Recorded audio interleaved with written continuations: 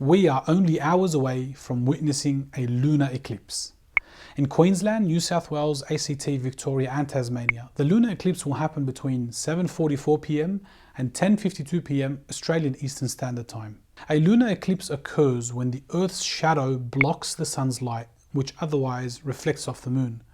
There are three types: total, partial and penumbral, with the most dramatic being a total lunar eclipse, in which the Earth's shadow completely covers the moon.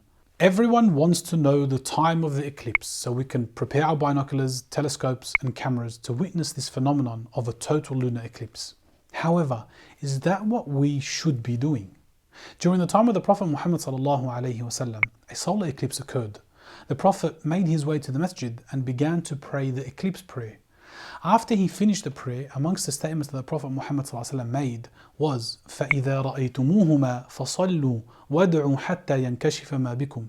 If you see any of them, that is the solar or the lunar eclipse, then pray and supplicate to Allah subhanahu wa ta'ala until it is removed. The sunnah is to pray Salatul Kusuf. Just like any ordinary prayer, it is prayed as 2 units of prayer. The only difference is that in each unit of prayer, there is 2 rak'at. When you enter the prayer, you will recite Fatiha and a surah. Then perform ruku'. Stand, recite Fatiha and a surah. Then perform ruku' again. Then continue the prayer normally.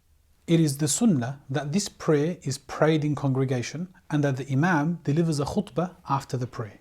So, what will you be doing during the lunar eclipse?